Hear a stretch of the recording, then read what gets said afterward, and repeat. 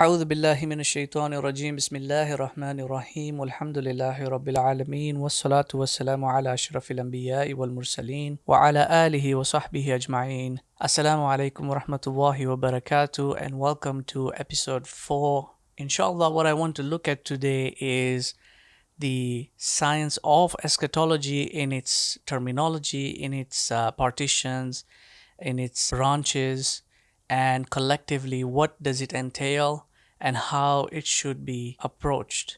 So you've heard me mention constantly ilmul ma'ad, and I mentioned that it is one of the 7 themes that the Quran presents, and I also theorized that it is one of the 7 a priori knowledges that the human being is priorly equipped with, a knowledge that there is going to be a return back to Allah subhanahu wa ta'ala. So essentially, to deny an eschatology or to deny an end or a culmination, an end of the human being or an end of the human existence in whole, which is one of the things that they're trying to do. They're trying to prevent death, to extend the life, and this is one of the ideologies. We're going to look at this ideology later on. To deny it is to essentially go against your natural disposition, your natural inclination, to go against your fitrah. The fact that every single religion, past and present, has an eschatology of sorts is truly a remarkable phenomenon. Now, there are variances and coherences, but fundamentally they all speak the same language.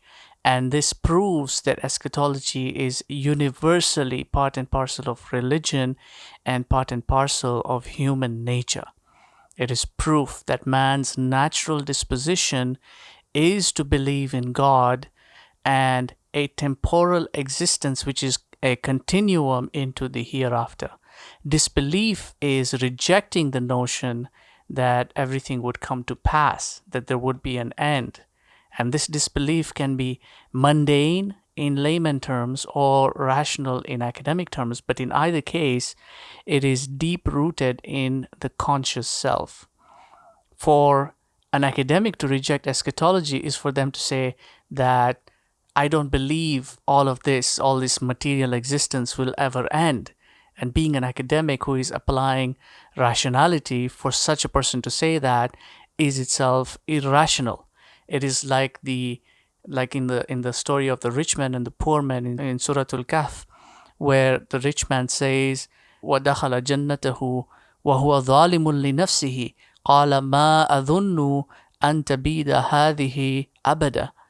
When he enters into this paradise, this engineered garden of his, and Allah subhanahu wa ta'ala says, وَهُوَ ظَالِمٌ لِنَفْسِهِ, he is unjust to himself. He is doing an injustice to himself. He's doing dhulm on himself because he's denying that this will ever perish. It will ever come to an end.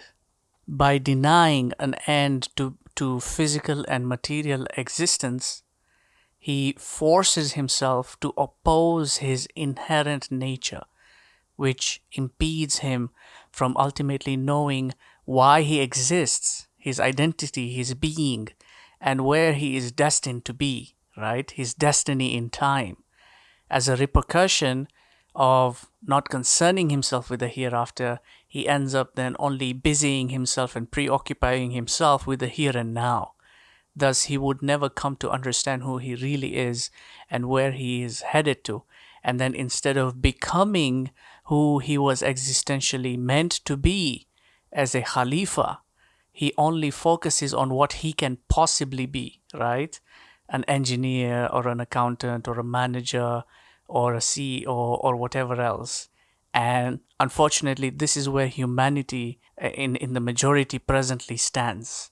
We're all preoccupied with the worldly, and nobody wants to think about the finality of this worldly going now into the hereafter. So the word ma'ad is derived from the Arabic word aada ya'udu, which means to go back or to come back or to return. The term ma'ad means return or destination. One of its many variants, mu'ad, also means repeated or reiterated, which is to denote the resurrection or the bringing back into existence. So everything is annihilated. And it's very interesting because there's a difference between destroying and annihilation. Annihilation is to remove completely from existence. So he says in Surah Al-Qasas, وَلَا تَدْعُوا مَعَ اللَّهِ إِلَهًا آخَرَ لَا إِلَهَ إِلَّا هُوَ. Do not invoke other than Allah, another ilah, another God, another deity. There is no other deity except Him. And then he says, كُلُّ شَيْءٍ هَالِكٌ إِلَّا وَجْهَهُ لَهُ الْحُكْمُ وَإِلَيْهِ تُرْجَعُونَ. Everything is going to be destroyed. Halikun is going to be destroyed except his face, his wajh. And Imam al-Raqab al-Isfahani says that this is his existence. The wajh is what signifies your existence. So everything will be destroyed except for him. Only he will exist. And then he says in Surah Ar-Rahman, كُلُّ مَنْ عَلَيْهَا فَانٍ وَيَبْقَى وَجْهُ رَبِّكَ ذُو الْجَلَالِ وَالْإِكْرَامِ. All will perish, will be annihilated. Fan will be annihilated. وَيَبْقَى, and will remain the existence, the face of your Lord, full of majesty and honor. So this is going to be a destruction. It's a complete destruction. That everything will be destroyed and then completely annihilated. Because you can destroy something, you can break something, and then sort of salvage it in one way or another, sort of repair it or bring it back.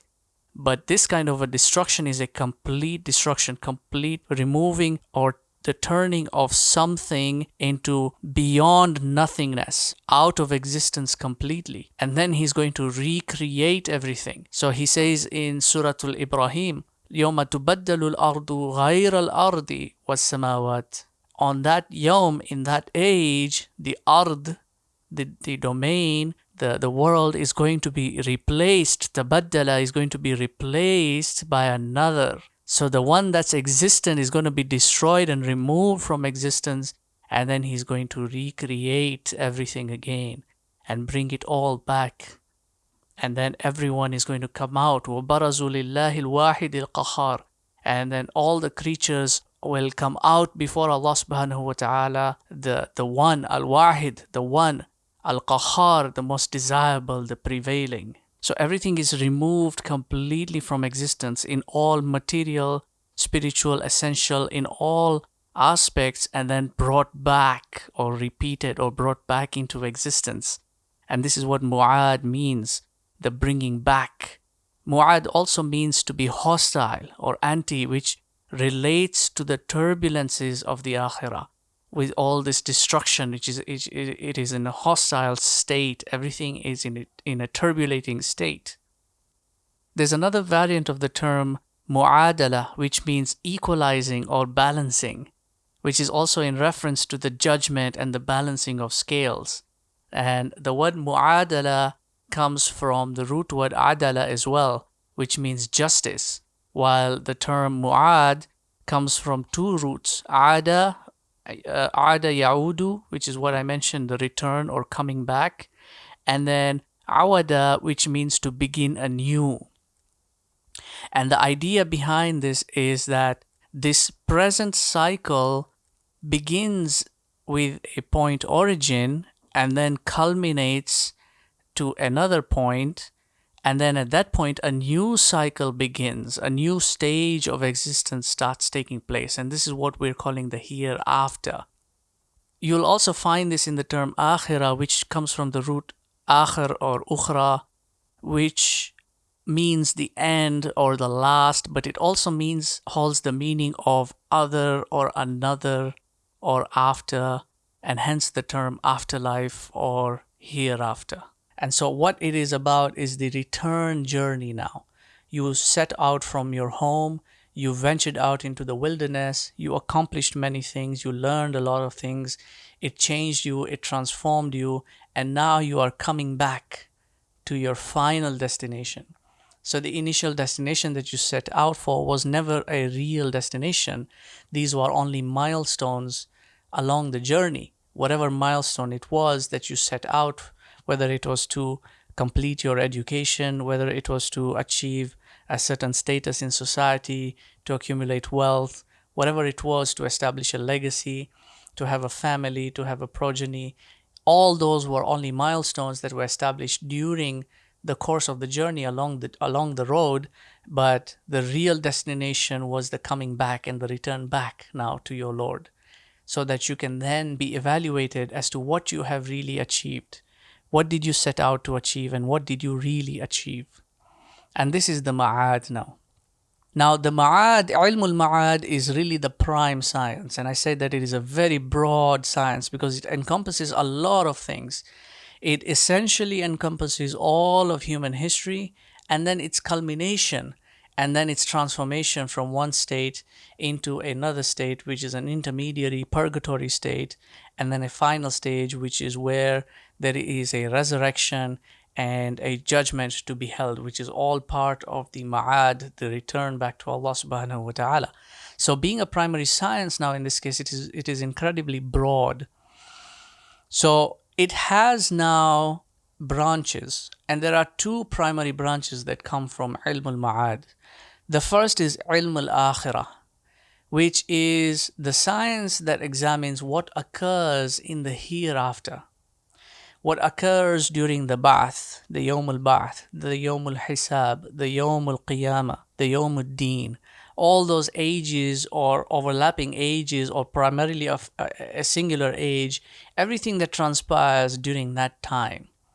And the reason why this is given to you in the Quran as a knowledge to understand what's going to really happen is to give you a glimpse, an understanding of what would transpire should you stay the right path or if you go off the right path. What would happen as a consequence on that age?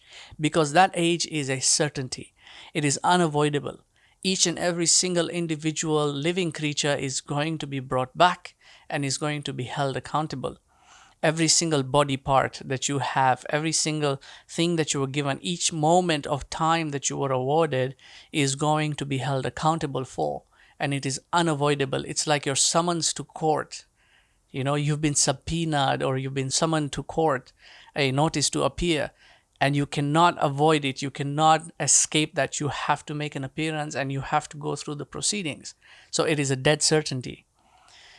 And so that is ilmul akhirah. It looks at all the elements that would transpire during that age. And then there is ilmus sa'ah, which is what occurs during the hour and preceding the hour. And that's really the crux of eschatology insofar as we are concerned.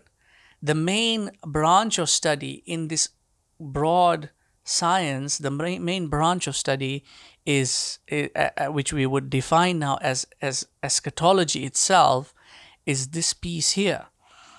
The events that occur during the hour, when the hour is established, prior to the hour, and then all the events that lead up to the hour. This is where all the signs and all the portents and all the indicatives, these are all pertaining to the hour.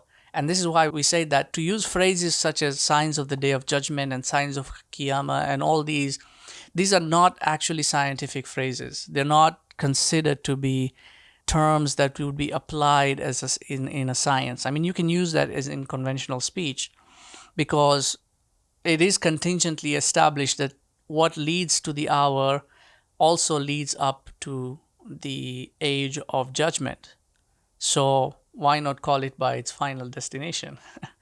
But in reality, we are examining this portion here. We're not examining the portion that takes place afterwards. The science of eschatology is studying this portion of what occurs before the hour, leading up to the hour, and then the hour itself. And so now this has got two branches, two sub-branches.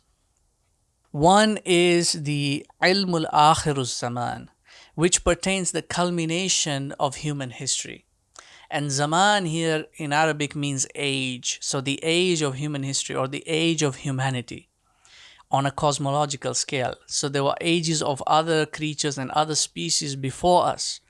We are focused on the human age and how it culminates. So Akhiruz Zaman, the end of human history. And then there is ilm al-awwal al-zaman, which is the beginning of human history.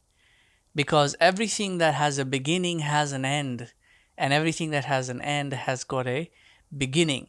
The human race, insofar as this worldly existence, is not infinite, it's not eternal. It has a beginning, and therefore it has an end, and it has a culmination. And this is what you would call the epic of mankind. It's like the book, the story of mankind, and it has got the introductory chapters. It has got the overall plot.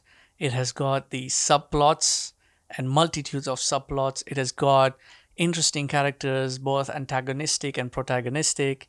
It has got the heroes and the saviors. It has got the righteous people. It has got the evil people. And then it has got a beginning, a middle, and then it has an end, a three-part act. And then it has got the final chapters, which is what we are concerned with as the eschatologies now, the culmination, the escalation of events. And this is ilmul akhirul zaman. So ilmul awwal al-zaman examines what transpired at the beginning, because the events that took place in the beginning essentially set the course now for which way this story is going to be written and how it is going to unfold. And the same premise that is established in the beginning holds throughout the entire course. So understanding what transpired in the beginning is vital to interpreting what is happening in the present as the story is unfolding, and then what is going to transpire once the story culminates and comes to its end. So this is how essentially the science of eschatology is partitioned into its comprehensive branches. You've got ilm al-ma'ad, which is the broader aspect, then that is divided into two primary branches, ilm al-akhirah and then ilm al-sa'a. And then ilm al-sa'a is now divided into two secondary or sub-branches, which is ilm al-akhir al-zaman and ilm al-awwal al-zaman. And inshallah, we're going to look at both of these. In fact, I'm going to start with ilm al-awwal al-zaman, and then we will also then look at ilm al-akhir al-zaman, which is really now the main aspect of eschatological study. Ilm al-awwal al-zaman enables you to understand the background or the backdrop, to understand what are the dominant ideologies, what is the worldview that is applied, what sort of battle are we looking at, because the ultimate battle has always been between man and demon, between Adam and Iblis, between the progeny of Adam and the progeny of Iblis. All the other factors that come in play are simply tools or instruments that culminate that battle into an epic finality. And in order to understand how that epic finality is going to occur, we need to understand what is this war really about between these two species, so that you then understand now what is the fitna, how does the fitna come into play and how does it affect. Or you then understand now what are these key players who come in, like the Dajjal or Gog and Magog. What are the ideologies? How do they manifest? What is their worldview? How are they going to enact everything? What sort of process or methodology are they following? And then you can evaluate your current position to understand, am I following this path or that path? Am I going through, because people in this world today, they strongly believe that something of the sort is not taking place. And whether it is deliberate or it is out of delusion of it, they strongly believe that all these indulgences that they are going through and they are adapting, and these lifestyles, this is normal, this is fine, there's nothing wrong with it, because they only examine this from a fiqhi perspective or an aqidah perspective. Or they're looking through the hadith and not find anything that will exemplify this. Or they will want a qat'i ayah or something definitive, or something that a scholar definitely said, this is what it is. Only then will they accept that, oh, okay, I'm actually on the wrong path. I'm falling into the deception. I'm following the Dajjalic ideology. I'm following this.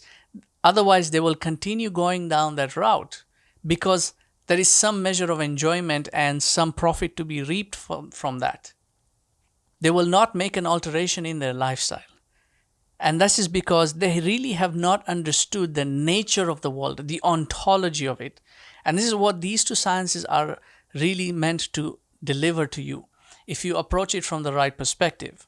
If you approach it from the materialistic, naturalistic perspective, then you will only get the facts and figures, but those facts and figures will remain as such. They will not, because the facts and figures do not interpret themselves. They do not tell you themselves what they are. It requires human intellect to identify and interpret them and understand what do they signify.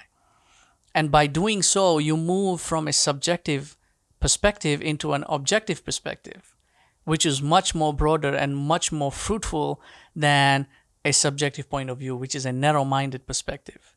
So that you can then understand what's underlying all this. Because things can appear as such on the surface, but then beneath the surface, there's something else entirely. And we're definitely living in an age whereby reality and truth are almost polar opposites. What seems to be real is not real. It is not haqiqah. And haqiqah is the thing that we want to really arrive at. But most people tend to be satisfied with what's known in the Islamic sciences as waqi'iyah, what are factual truths, which are truths nonetheless, but they're just factual. And anything that is factual is always subject to change. And inshallah, we're going to talk about subjectivity and objectivity in a future session as well. And my point of all this is to say that these two sciences, Ilm al-Awwal al-Zaman and Ilm al-Akhir al-Zaman, if they are studied properly, if they are approached with the right methodology, the right epistemology, will award you with an ontological understanding, what's happening beneath the surface, behind the scenes. We're not talking about conspiracy theories or shadowy players and such.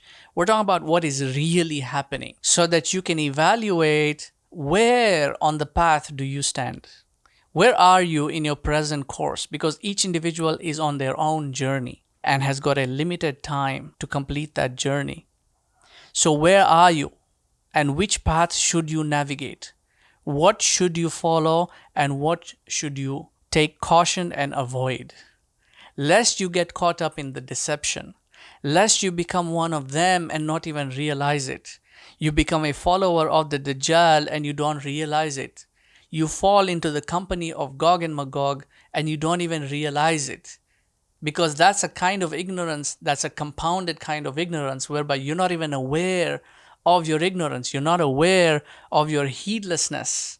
You might be praying your 5 times daily prayer. You might be fasting your Ramadan. You might be reciting your Quran. You might be doing all those things, but then you are still part of their company.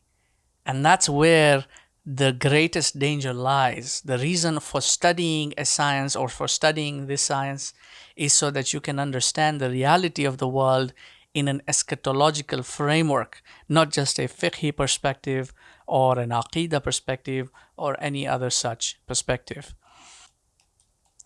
Because I've seen a lot of people who say they're studying eschatology, but they don't really know what they're studying.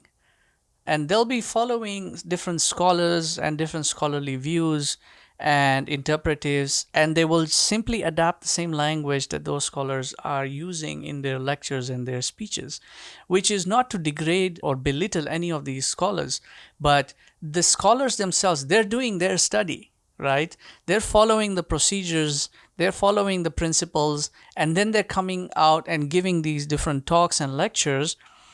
These are simple articulations they're trying to bring out or preaching these in terms of educating the public. If you're following those scholars and those lectures, that's not really a study. It's part of a study. It's a small portion of the study, but it's not really a study.